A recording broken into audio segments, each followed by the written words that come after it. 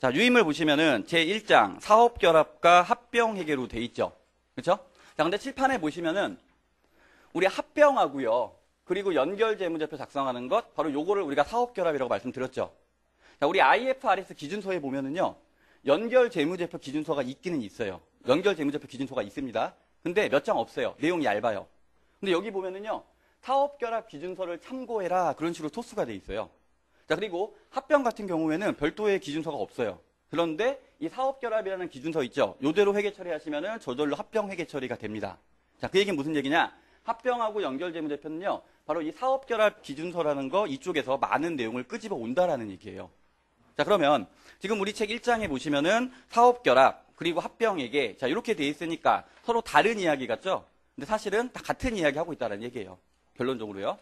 자, 그리고 또 하나 기억하셔야 되는 게 보통 합병회계를 많이 또 제끼시려고 하시는 분들이 합병 왜 해야 되냐? 시험에도 안 나오는데 그렇게 말씀하시는데 기본적으로 이 연결에 가면은 A 회사가 B 회사를 끄집어 와서 연결을 할 때 이 공정가치 기준으로 가지고 와서 연결을 해야 돼. 그런 말을 합니다.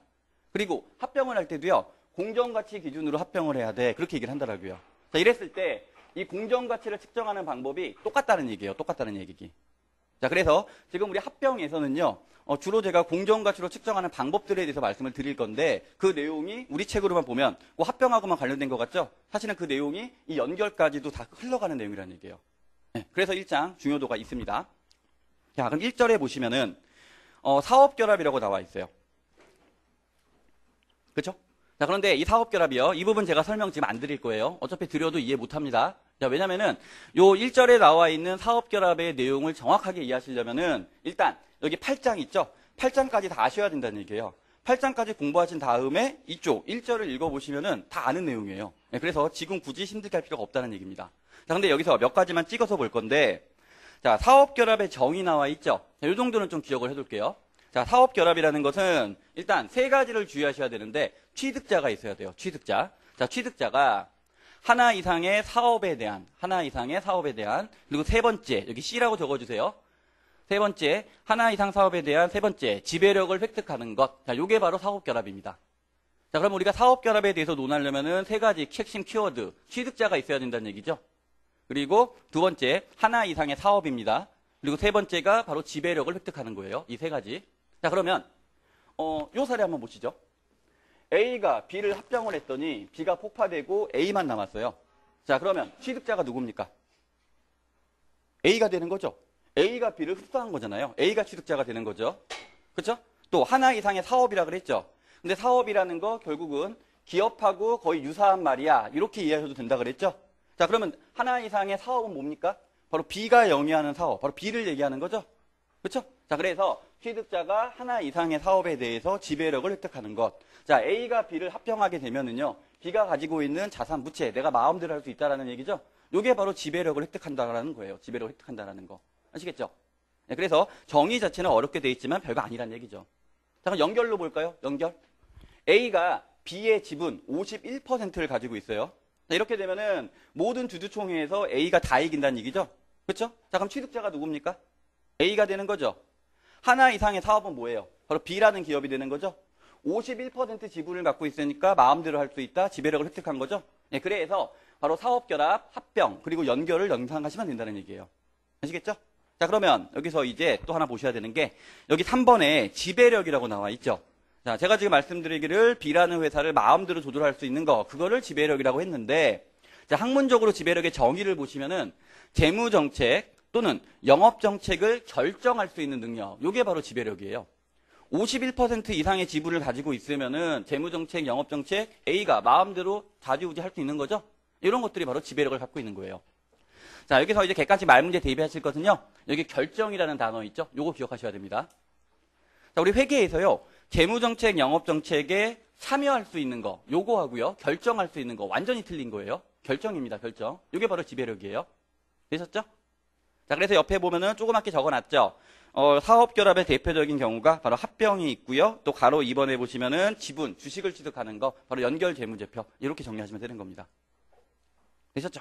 자, 일단 사업결합에서는 요 정도만 기억하시면 돼요.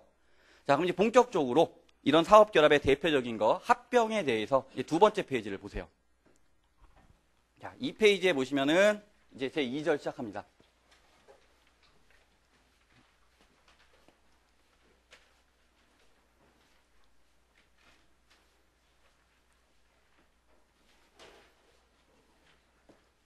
자, 그리고 관련된 예제를 바로 풀어볼게요. 자, 케이스 1번인데요. 13페이지 한번 보시죠. 자, A 회사는 2001년도 7월 1일 날에 B 회사를 흡수합병하기로 했습니다. 즉 B가 폭파된다는 얘기고요. 자, 다음은 B 회사의 2001년도 7월 1일 날 요약 시산표가 나와 있어요. 자, 그래서 B 회사의 요약 시산표를 보시면은 자, 시산표니까 자산부채, 자본, 수익, 비용 다 나와 있죠. 그렇죠? 자, 그럼 여기까지 나온 정보 가지고 분석을 해보면은 누가 누구를 합병했습니까? A가 B를 합병한다는 거죠. 자, 그렇다면은 취득자는 누구예요? 취득자는 A가 되는 거죠. 자, 따라서 우리는요, A가 바로 취득자야. 네, 이렇게 얘기할 수 있어요. 그럼 B는 뭡니까? B는 취득을 당하는 회사죠. 자, 따라서 B를요, 우리가 피취득자 이렇게 얘기할 수 있어요. 이렇게요. 자, 그러면 합병은 지금 언제 하기로 했어요? 어느 날짜입니까? X1년도 7월 1일자에 합병하기로 했죠. 그렇죠? 자, 그래서 바로 7월 1일 날이 취득일이 되는 거예요. 취득일. 자, 그러면 기본적으로 지금 A가 B를 합병하려고 합니다. 그러면은 합병하는 날 바로 7월 1일 날에 재무제표가 있어야 된다는 얘기예요. 자, 그래서 지금 우리 보시면은 시산표라고 해서 나와 있는데 시산표가 바로 7월 1일 날 합병하는 날 기준으로 작성이 돼 있죠. 그렇죠? 자, 요 시산표들요. 분해해서 B의 재무상태표 또 B의 손익계산서 이런 식으로 한번 쪼개볼게요. 자, 그러면 B의 자산 장부금액 1,000원이죠. 또 부채 장부금액 500이죠. 자, 그렇다면 자본은 500이야. 이렇게 얘기할 수 있겠죠. 자, 따라서 X1년도 바로 합병하는 날 7월 1일 날 B의 재무상태표는 이렇게 됩니다. 자, 이날의 손익계산서 작성해 볼게요. 손익계산서. 자, 손익계산서는 기본적으로 기간에 대한 거죠. 기간. 자, 따라서 X1년도 1월 1일부터 7월 1일까지의 손익계산서. 자, 수익을 봤더니요. 시산표에 300이고요. 또 비용은 지금 200입니다. 자, 따라서 당기순이익이 100짜리라는 회사라는 거죠. 그렇죠? 맞죠? 네. 자, 그리고 문제에는 나와 있지 않는데요. 제가 한번 가정을 해봤어요. 가정. 합병하는 회사 A 회사의 재무상태표를 한번 가정해서 그려봤습니다. 자, 이날 A가요. 자산이 2,000이고 부채가 1,000 그리고 자본은 1,000 이런 재무상태표를 가지고 있다라고 한번 가정을 해볼게요. 이해되세요? 자, 지금 제가 왜 하려고 그러냐면은 우리 흡사합병이라는 것은 A하고 B가 합쳐지는 거라고 말씀드렸죠. 예, 그러니까 B만 보면 안 되고 A도 볼 필요가 있다라는 얘기예요. 여기까지 오셨죠? 자, 그러면 B의 시산표를 일단 째려보시면은요. 여기 요약 시산표에 보시면 장부 금액도 나와 있고 공정가치도 나와 있죠. 자, 그러면 B의 현재 재무제표에는 장부 금액으로 기록이 돼 있을까요? 공정가치로 돼 있을까요? 일단 B는 자신의 장부 금액으로 기록을 했겠죠. 그렇죠? 공정가치는 그냥 우리가 평가한 거고 B의 재무상태표는 장부 금액으로 작성이 돼 있다고요. 자, 그래서 지금 제가 적은 이 재무제표 보시면은요. 다 B의 장부 금액을 기준으로 작성을 한 겁니다. 여기까지 이해되시죠? 되셨죠? 자, 그러면 이제 이 그림 보세요. 자, A라는 기업 당연히 자신의 주인이 있을 겁니다. 또 B라는 기업이요. B라는 기업도 당연히 B의 주주가 있을 거예요. 자, 지금 보신 것처럼 A하고 B는 분명히 남남입니다. 남남. 자, 그런데 X1년도 7월 1일 날을 기준으로 해서 A가 B를 지금 합병하기로 했어요. 자, 그럼 합병을 하려면은 일단 절차를 한번 상상해 보자는 얘기예요. 자, 합병하게 되면 A는요, B가 가지고 있는 자산, 부채, 자본을요, 가지고 오겠죠. 그렇죠? 근데 정확히 말하면은 자산하고 부채만 끄집어 오는 거예요. 자산하고 부채만은요. 자, 그러면 A가 B의 자산, 부채를 가지고 온다라고 일단 가정할게요. 그럼 자산, 부채를 가지고 오는 대가로 뭔가 줘야 되겠죠. 그렇죠? 자, 그럼 보세요. B 재무제표에서요, A로 B의 자산, 부채가 이렇게 넘어갈 거예요. 그렇죠? 자, 그러면 이제 A는요, B한테 대가를 주겠죠. 대가를 주겠죠? 자, 이런 식으로 교환을 하겠죠. 그렇죠? 자, 요 그림 잘못된 그림입니다. 이렇게 이해하시면 안 돼요. 이렇게 이해하시면 안 돼요. 지금 B는요, 폭파될 거잖아요. 합병하고 나면은. 폭파되는 회사한테 대가를 줄 필요가 있습니까? 줄 필요 없는 거죠. 그러면 대가는 누구한테 주는 거냐? A가요, B의 주주 있죠. B의 주주한테 대가를 주는 거죠. 대가를요. 이해되세요?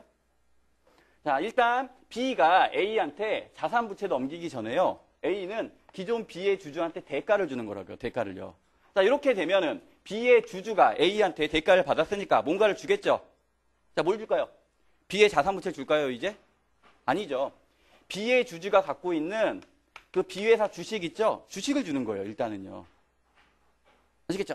자, 여기까지 한번 회계 처리해 보시면은요. 자, A 입장에서 대가로 현금을 줬다라고 한번 가정을 해볼게요. 예를 들어서 현금 1,000원. 자, 그러면 대변에 현금 1,000원 적어야 되겠죠? 자, 그리고 그 대가로 기존 B의 주주로부터 주식을 받았죠. 자, 따라서 A의 재무제표에는 B회사 주식 1,000원 이렇게 기록을 해야 될 거라고요. 이해됐어요? 자, 이렇게 해놓고 그 다음에 어떤 일이 생기느냐? 이제요, A가요, B에 대해서 100% 다 가지고 있다는 얘기죠, 지분을요. 이제 B회사는 A께 됐다는 얘기예요. A께요. 자, 그리고 A는요, 원래 A의 주주가 존재하겠죠? 이런 그림으로 바뀌었다는 얘기예요.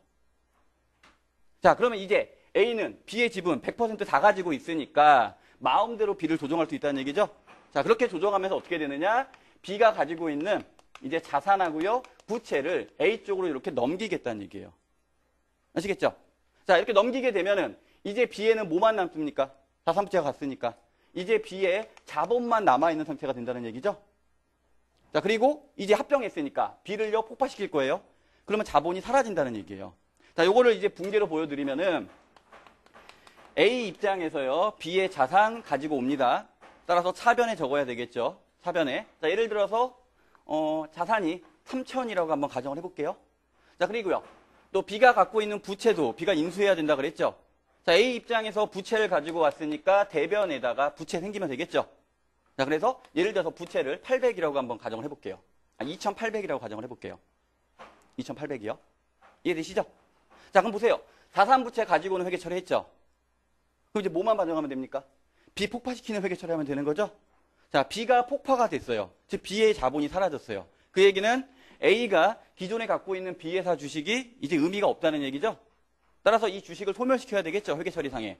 자, 소멸시키시면은요, 사변에 잡아놨던 B회사 주식을요, 대변에 이렇게 적으시면 된다는 얘기예요.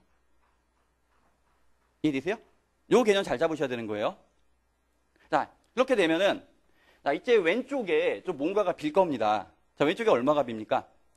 순자산, 사실은 200원짜리 회사인데, 현금 1,000원 주고 산 거하고 같은 꼴이 되는 거죠? 이 주식 1,000원 주고 샀잖아요.